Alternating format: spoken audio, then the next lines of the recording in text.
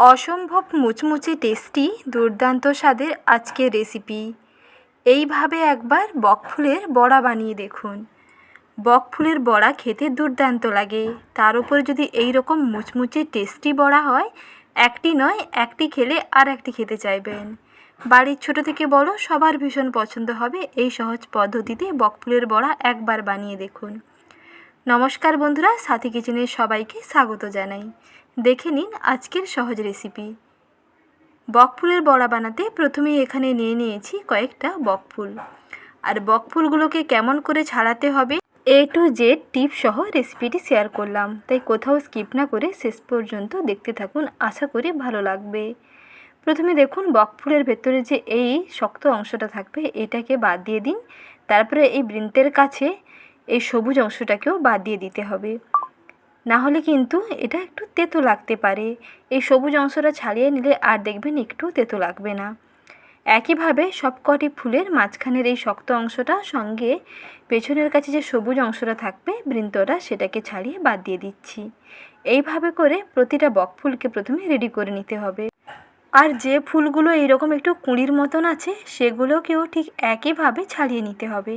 দেখুন এইভাবে একটু মাঝখানটাকে ফাঁকা করে দিয়ে তারপরে ভেতরে যে শক্ত অংশটা থাকবে এইটাকে বের করে দিয়ে ঠিক একইভাবে বৃন্তের কাছে সবুজ অংশটাকে একটু ছাড়িয়ে নিন। তাহলে প্রতিটা বকফুল প্রথমে পারফেক্টলিভাবে একইভাবে ছাড়িয়ে নিতে হবে।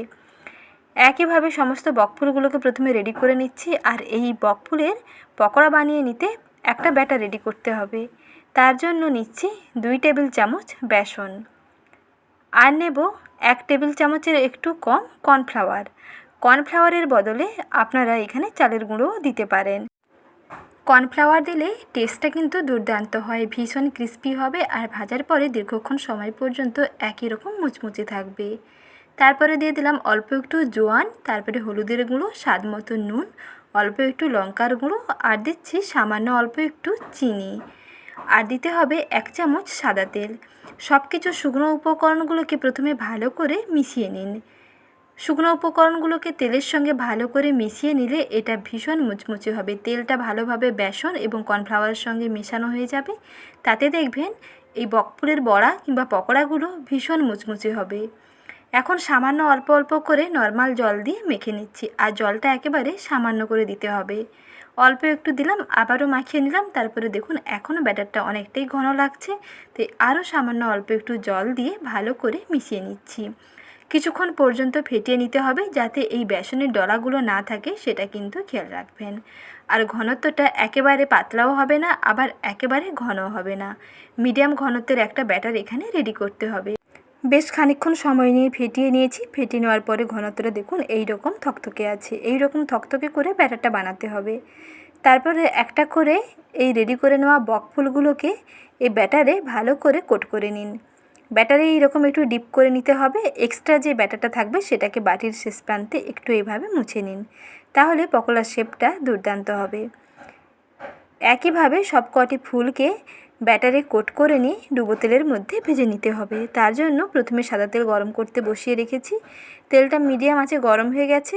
এখন একটি করে ব্যাটারে কোট করে নেওয়া ফুলগুলোকে তেলের উপরে দিয়ে কিছুক্ষণ অপেক্ষা করতে হবে। কিছুক্ষণ পরেই দেখবেন এগুলো ফুলকো হয়ে তেলের উপরে ভেসে উঠে আসবে। তারপরে অপর সাইডটাকে উল্টে দিন।